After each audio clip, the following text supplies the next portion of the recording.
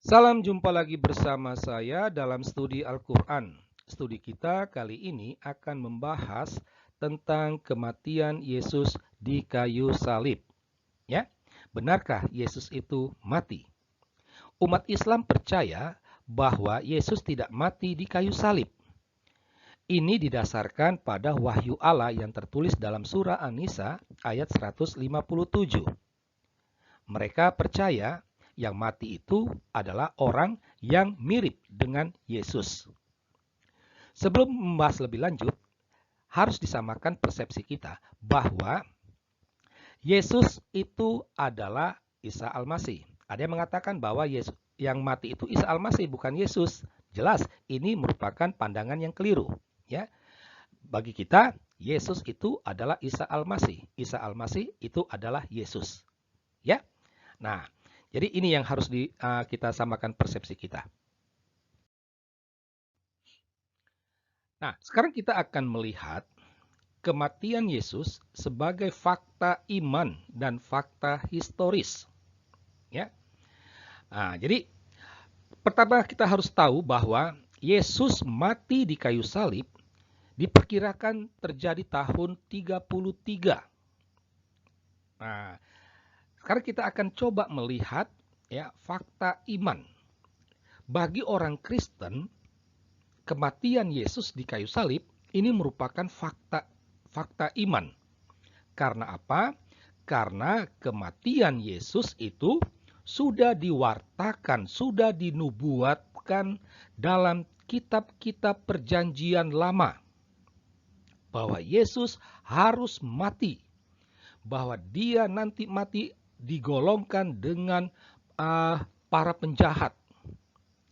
Dan kematian Yesus itu memiliki makna penebusan dosa. Jadi, kematian Yesus ini merupakan fakta iman. Dan fakta ini dilandaskan pada sejarah. Sebagai fakta iman, kita dapat menemukan kisah kematian Yesus di salib itu dalam kitab-kitab Paulus, Petrus, Lukas, Markus, Matius, Yohanes, dan masih banyak lain sebenarnya. Ya, nah, kita hanya menampilkan 6 nama ini saja. Nah, Paulus sebenarnya banyak menulis ya surat, dan di dalam surat-surat itu dia menyatakan Yesus mati di kayu salib. Tetapi pada pembahasan ini kita akan menampilkan suratnya kepada umat di Filipi yang ditulis pada tahun 56. Ya, 56. 24 tahun 23 tahun setelah peristiwa penyaliban. Ya. Nah, dalam surat itu, Paulus mengatakan ia telah merendahkan dirinya dan taat sampai mati, bahkan sampai mati di kayu salib. Jelas-jelas dikatakan mati di kayu salib. Ya. Kalau kita memperhatikan tahun penulisan surat ini dan tahun kematian Paulus, ya, dengan pengandaian Paulus mati umur 80 tahun, maka pada peristiwa penyaliban, Paulus itu sudah ada. Diperkirakan dia usia masih remaja. Ya. Tapi kita tidak tahu apakah dia saksi mata, saksi langsung, atau dia hanya mendengar pada waktu masa remajanya. Ini sangat menarik. Dia hidup pada peristiwa penyaliban itu. Yang berikut, Petrus, ya. Dia menulis suratnya yang pertama pada tahun 65. Kita tahu Petrus ini adalah Rasul Yesus, ya. Jadi dia saksi. Dia saksi langsung. Nah, dalam suratnya itu dia menulis, ia sendiri telah memikul dosa kita di dalam tubuhnya di kayu salib. Nah, itu Petrus, dia saksi langsung. Nah, ada Lukas, Markus, Matius, dan Yohanes. Mereka menulis kitab Injil. Markus menulis kitabnya pada tahun 64. Matius menulis kitab Injilnya tahun 70. Lukas pada sekitar 75 dan Yohanes sekitar tahun 90. Artinya, semua kitab yang ditulis Paulus, Petrus, Lukas, Markus, Matius, Yohanes ditulis dalam abad peristiwa penyalipan. Ya, tidak jauh dari peristiwa penyalipan Yesus. Petrus saksi langsung, Markus juga saksi langsung, Matius, Yohanes juga saksi langsung. Mereka melihat, mereka menyaksikan Yesus mati di kayu salib.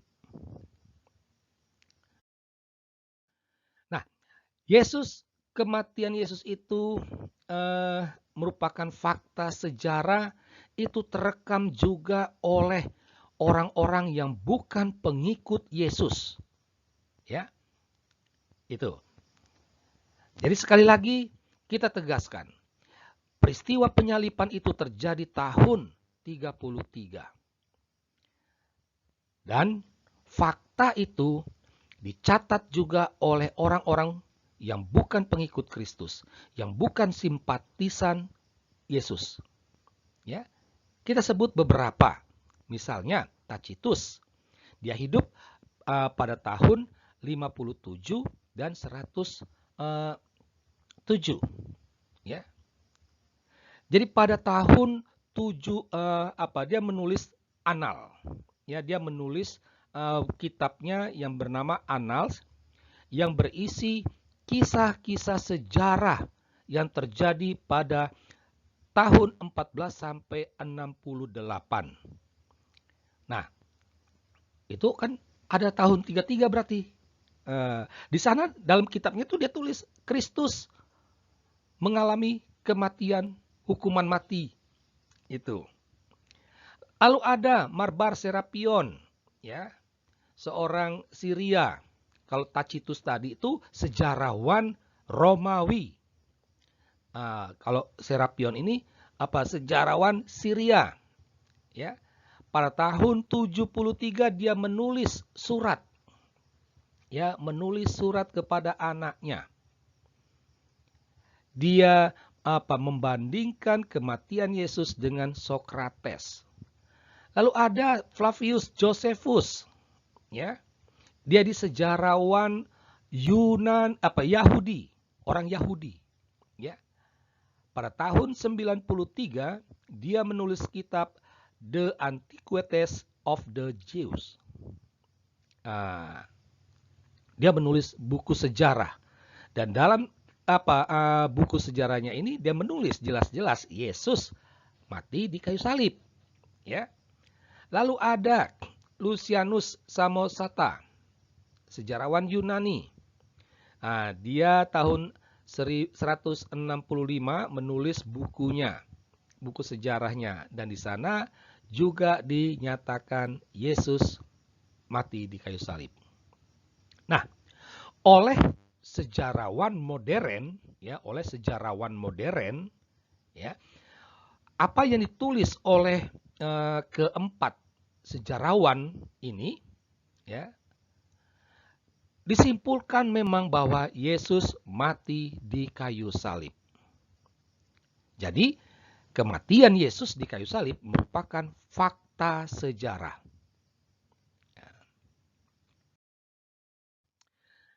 Jadi kita ulangi lagi. Ya, ada Markus, Paulus, Matius, Yohanes, Petrus, Lukas, Tacitus, Marbar Serapion, Flavius Josephus.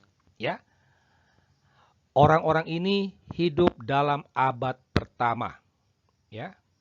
Mereka menghasilkan kitab, ya, mereka menghasilkan kitab sejarah, buku-buku iman juga dalam abad pertama. Apa yang mereka hasilkan? Mereka hidup semuanya ini berada dalam abad penyalipan Kristus. Ya. Dan mereka semua sepakat bahwa ada peristiwa penyalipan, ada peristiwa kematian yang dialami oleh Yesus Kristus atau Isa Al-Masih. Akan tetapi tiba-tiba muncul sosok orang bernama Muhammad. Dia hidup pada tahun 570 sampai 632 di Arab. Ya, jauh loh. Arab dengan Israel jauh. Itu. Dia membawa sebuah kitab bernama Al-Qur'an yang katanya nih ya, itu merupakan wahyu Allah, ya. Dan dalam Al-Qur'an itu dikatakan Yesus tidak mati di salib. Bisakah pernyataan ini dipercaya? Sebelum menjawab ini, saya hanya mau mengajak kita untuk melihat perbandingan, ya. Nih, ada namanya Bukhari, dia hidup pada tahun sekian di Arab. Dia membuat pernyataan bahwa Aisyah kawin dengan Muhammad waktu itu saat usianya 6 tahun, sedangkan Muhammad 50-an tahun. Ya, itu. Lalu tiba-tiba muncul nama asing, ya hidup pada tahun sekian di Cina. Lalu dia membuat pernyataan, dari hasil penelitian saya, pengamatan saya, meditasi saya, ternyata sebenarnya Aisyah itu kawin saat usia 16 tahun. Muhammad baru berumur 30 tahun. Itu. Nah, dari dua sumber ini, mana yang bisa dipercaya? Tentu bukan hanya orang Islam saja ya. Dunia juga akan mengatakan Bukhari. Contoh lain misalnya, ada Anwar, sejarawan Malaysia yang hidup pada tahun sekian.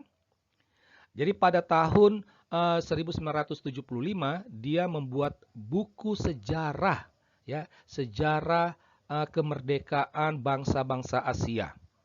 Nah, di sana ada tertulis bahwa Indonesia memproklamasikan kemerdekaannya pada tanggal 17 Agustus 45.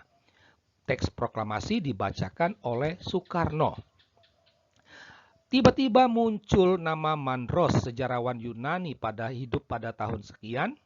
Dan pada tahun 2500 dia juga membuat buku sejarah, ya, sejarah bangsa Asia Tenggara.